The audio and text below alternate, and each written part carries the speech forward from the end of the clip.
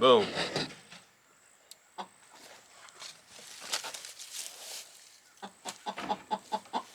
All right, one more piece to go.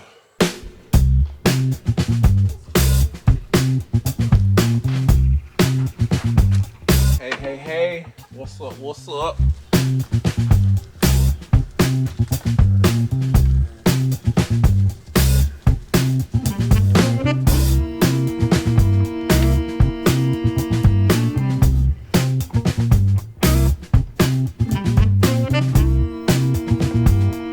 We picking up breakfast.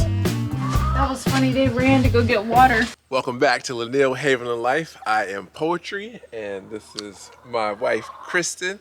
And if you're new to the channel, us and our 6 kids unexpectedly sold our house in the city, bought some land, bought an RV to live full time on that land, and we are building our homestead up from the ground up. So one of the things that we knew we wanted off-grid were chickens. Yep. We had never experienced having chickens before, and we knew that was Because we kind lived of... in the city.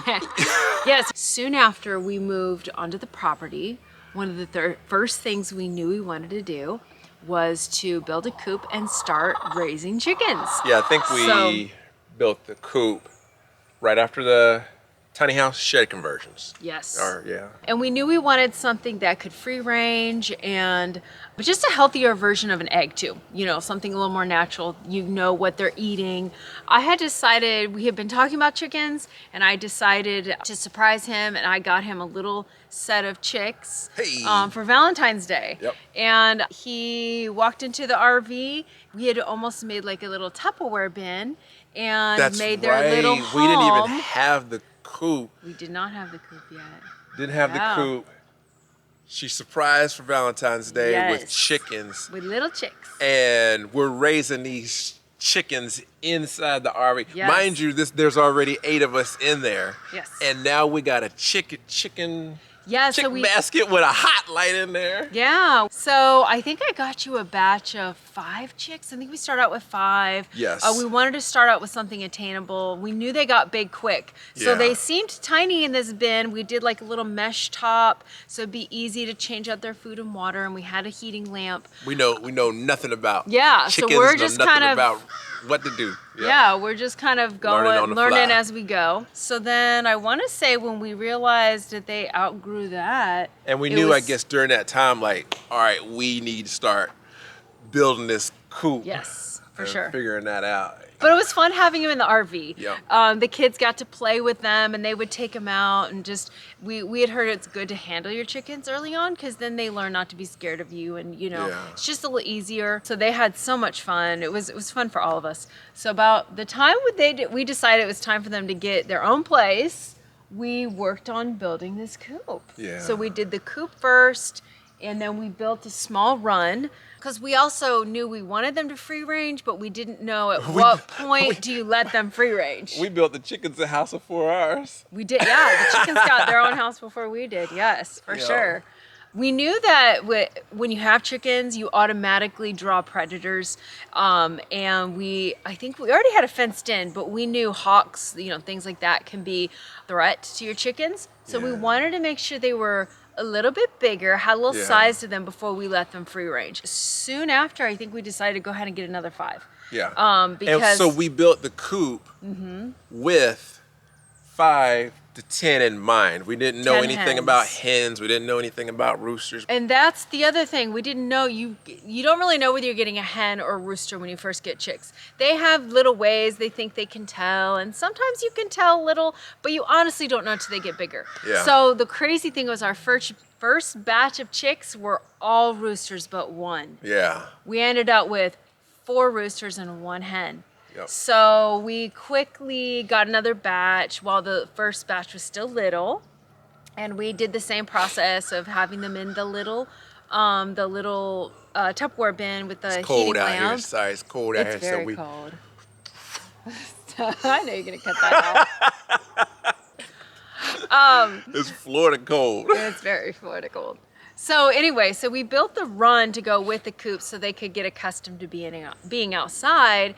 And then we knew at some point we wanted to kind of let them start free ranging. It was actually not a big deal to let them free range. And of course we had to introduce them to Hercules, and it was all new Learning to on the us. fly. We were just learning as we went. And yeah, so we got our second batch, and that was, I think by then we had the coop built. And then we had somewhat of a run. And then we ended up, as we got more chickens, we added on to the run. We thought 10 hens for laying eggs would be a good number. Yeah. So we specifically built the coop designed for about 10 hens. Yeah. Because that was what we thought, it felt like it was a manageable. Right. And we have 4 nesting boxes, thinking that's a good amount for 8 to 10 hens. And initially, it was just this coop and a small chicken run area. Yes. Yeah. Realized with so many roosters, you can't have so many roosters. They just, for us, we felt like we wanted 1, maybe 2 roosters, but at least 1. That way we could have fertilized eggs, and a rooster's a good protector. But 4 roosters was just too many. Yeah. So fortunately, we had met a neighbor who lived down the road, and they were gracious enough to help us in the process. I say help, they did the work. Oh, yeah. We watched. But they had they had the whole kit and how to Yes. process a chicken.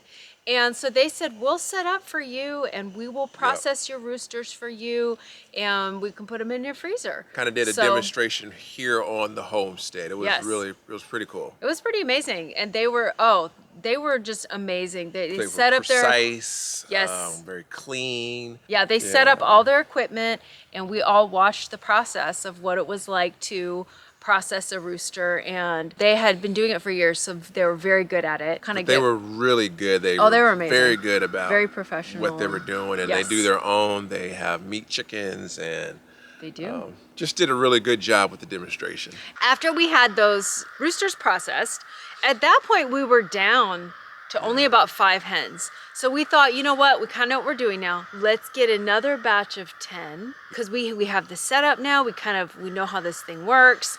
So we did. We got another batch of 10 chicks.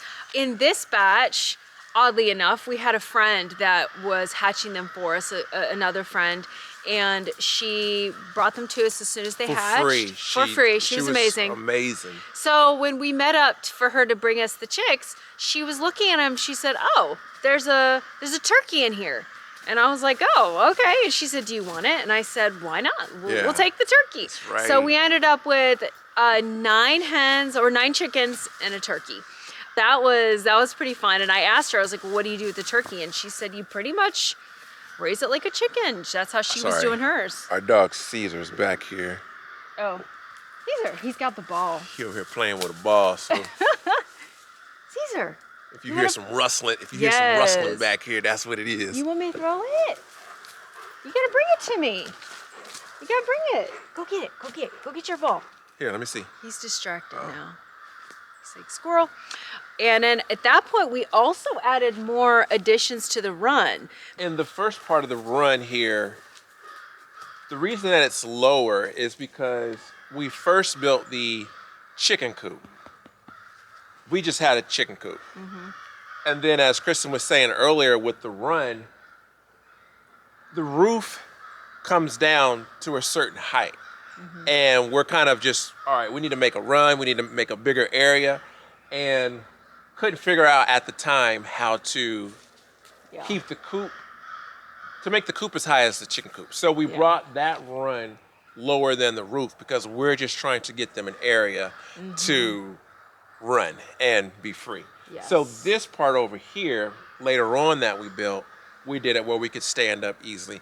We're really not in there. The chickens are free-ranging chickens. They really kind of perch in this area over here. And we wanted them to free-range like we free-range. One of the millions of reasons why we bought our land is because we can roam about, we can move free around here, and we wanted every creature here to be able to do the same, whether it was our kids. They could just play and go as far as they want within the boundaries of our land. Our dogs as well, and so we wanted our chickens, we want anything and everything here To be free. To be free, absolutely. We also had issues with the roosters. So at one point we had a rooster, we named him Omelet. Yep. And he was super aggressive. So we would be walking. Omelet and ain't with us anymore. Yes, we're getting to that. So Omelet would just chase us, and we thought that was normal. We thought, oh, well, he's just protecting his hens. So he would come up and race. You could hear his feet, and he would race behind you, and he would actually hit you with like their spur. I They guess used to they have tell a spur. me stories how like Omelet was chasing them, and Omelet like was nipping at them, and the kids were coming in crying. Chasing. Omelet never did anything to me, and then one day I'm like walking, and I feel on the back of my hand. I felt like something hit me with like a sting, like a bat or something. Yeah. So I looked at, he looked at me, and I was like, oh, okay, piecing you out. Yes. So, yes, I had told a friend of mine, I was like, yeah, he's just so mean. And she was like, well, that's not good. You don't keep mean roosters. Nah. And I didn't know. So she was gracious enough to swap roosters. She was like, hey, I'll take took him. Omelet. And she said, I have a really nice rooster. She had an abundance of roosters as well. And she's like, I don't need so many. Yeah. So she gave us our rooster. Yeah, we traded. We had a But a rooster trade-off. a chicken free, what do you call it? A trade. We had a trade deadline. We had a rooster trade. We hit the trade deadline with the chickens. So yes, so we named him Mr. Dragon. Yep. And he is very nice. He's a very good. Yeah, he's chill. You don't even know he's around. Yes. He's very, but he's beautiful. He is beautiful. Yeah. We decided to go ahead and let some of our hens sit on eggs and hatch them themselves. We thought, we've heard it's a really fun process the kids can watch and everything. So we had 2 hens in particular that were very, very broody. Yeah. So we went ahead and let them sit on the eggs. And someone had told us to mark them with markers so you know which ones. We marked them with markers, and we I think it's called candling or something. Yeah. Well, you put a flashlight and you can look, and we watched and monitored, and that was so much fun, especially with homeschooling. I think it brought life to life for the kids. They were able to really see and think, we not only raise these babies, now we're watching them have babies. And I think altogether, I think we hatched about 5 or 6 maybe. This coop has 4 nesting boxes. We need to build some more nesting boxes. This coop was, again, initially built just for 5 to 10 chickens. As you see, we have a whole lot more than that. We're gonna do a renovation addition. You can't have these. You can't have these eggs. The dog is hungry for some eggs. We need to add additional nesting box to this coop. In order to add additional nesting box to this coop, we're going to need to cut into this sidewall over here and then build up from there the nesting box and then make it blend in with the rest of the coop. More than likely, we're going to cut up underneath this 2x3 that runs that way, and we'll start doing our nesting box additions from there.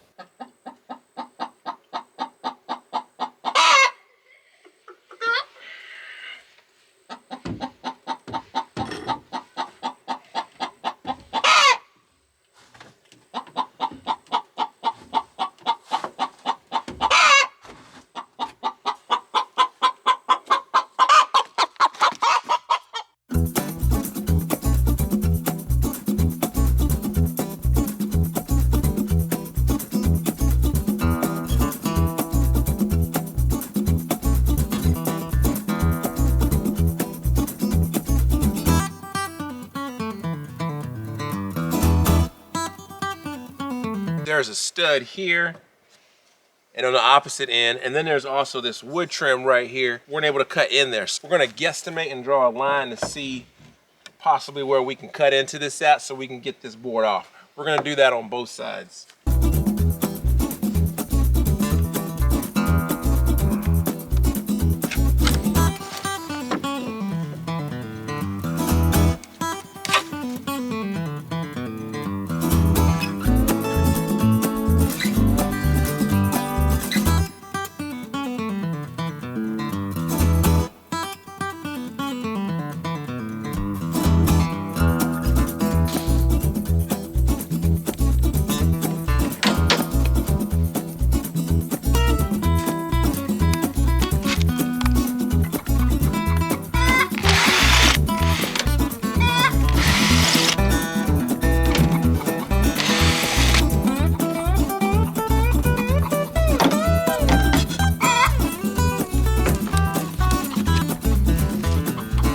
Galvanized shake nails that were used to build this coop are doing exactly what they need to do, and that's keep this tight. We're gonna try and use this pry bar to see if we can pop this board out.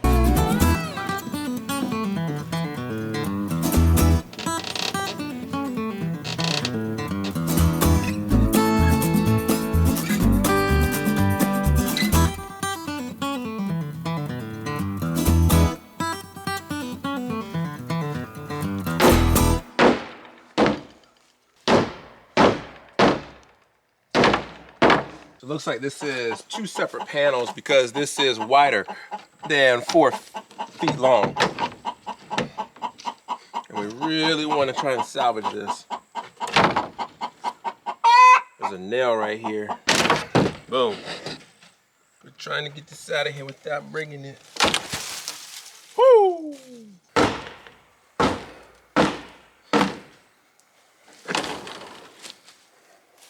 All right. We got this part of the wall knocked out. So now we know what we're working with. We can get our measurements to rebuild this back up. We cut this right below this 2x3, so we did good on that part. We're not even worried about this pieces right here because there's gonna be a piece of trim that goes across. So in the end, it should all look nice. Now that we got the wall panel out, we need to extend this subfloor out so we can build up from there and make these nesting boxes.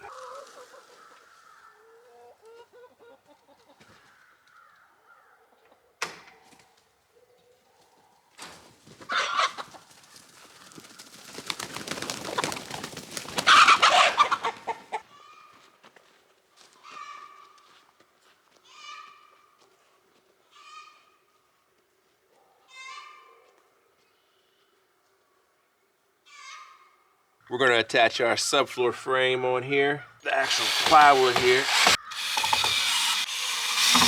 and we'll add some joists here. Okay, we'll get this nailed in.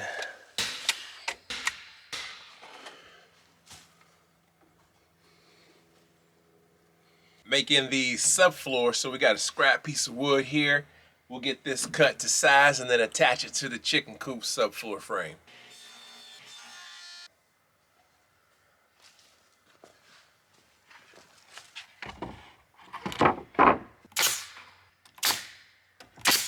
For most of our builds, we use a lot of reclaimed wood over the years that we have collected, or just scrap pieces of wood that we save. So for this build, we are going to grab some wood out of our mini lumber yard. So underneath this tarp, and we always joke about tarps on this channel because when we moved to our land, we didn't have anywhere to put anything. It was just us and our RV as we lived in it full time. So under this tarp, we keep a lot of our wood. The big reveal. Oh, one more tarp.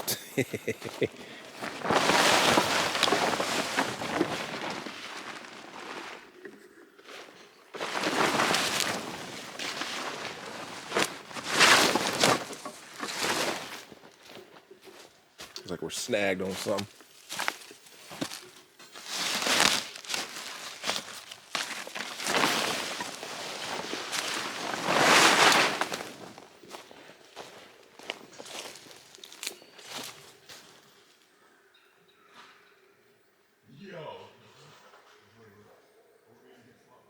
For this project, we're going to grab a 2x3 and a 4x4 scrap piece.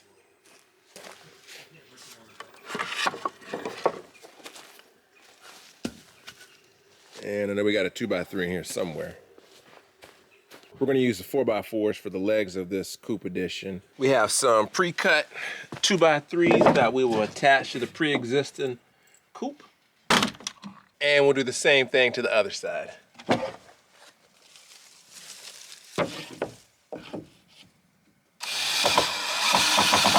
Getting set up to cut the framework for the nesting box. This will give it a slope so when it rains, the rain can just pour off the lid of the nesting box.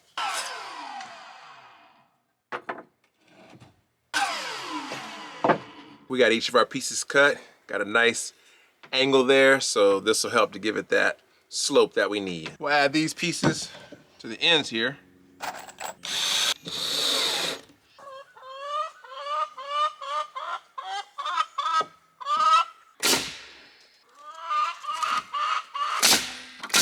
attaching this nesting box bar to the frame. We're gonna need to attach like a 2x4 here, here, and here, so the nesting box dividers have something to rest up against.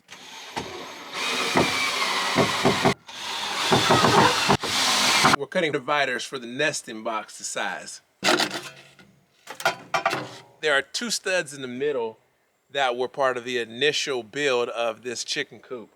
We're gonna leave those there. They're not gonna get in the way of the nesting box. They may be off about like 3 or 4 inches, but it's not a big deal. We're just trying to get some additional nesting box in here because the chickens are producing so much eggs that is our purpose for this build. We could cut these out and rearrange them, but that's not what this is for. So we're gonna leave them and just build around those 2 studs.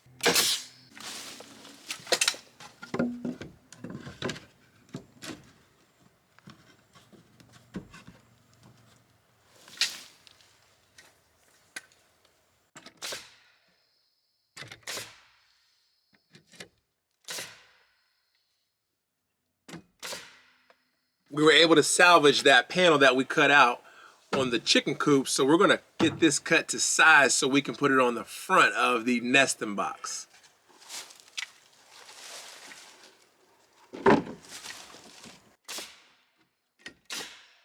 We got the front on, and now we're gonna cut the top of the nesting box, the actual lift, to size. The lid fits good. It's got a perfect fit. There's a few more things that we got to do with this. We're gonna put some chick bedding in here because I think the chickens are anxious to start laying eggs in here.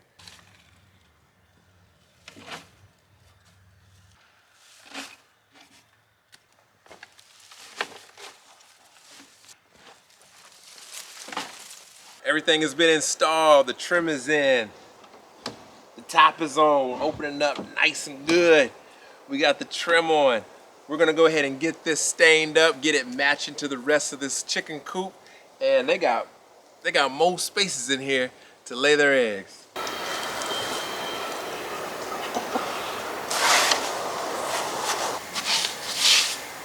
All right, we are on the back side of the chicken coop.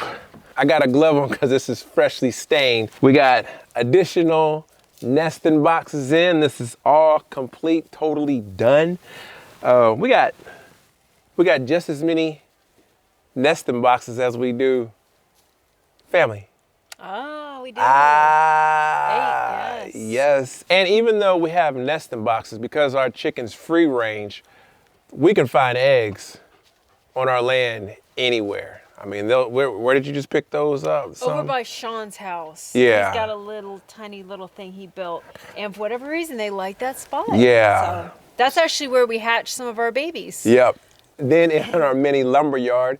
Oh yeah, that was another favorite spot for Yeah, we'll pull the Yes. tarp and just big old thing of eggs was just collected in there. This morning we had, what'd you make, or was it last night? You made omelets with potato bites, Uh-huh. Yeah, Yep, that was in good. the air fryer. Yes. Oh yeah, the Yeah. omelets. So veggie it'd be, omelets were very good. and you give eggs breakfast, lunch, and dinner. So Oh, very thankful for that self-sufficiency Get out. food. Caesar, get out. Look at him, he trying to. Get out. I saw some of the bedding. It was kind of shuffled, so they're starting to like investigate it. yeah, Okay, investigate, test it out, see what's up. So I'm sure we got to check both sides now. We do. Yeah, we got to. That's awesome. That was another one of those that we needed to get done. We just knew with as many chickens that we have that having these nesting boxes was a definite needed task that needed to get done. For sure. Thank you so much for watching Lineal Haven and Life, and we'll see you all next time. It's like, No, right? He's. Oh, I can tell the bedding looks way cleaner. yeah.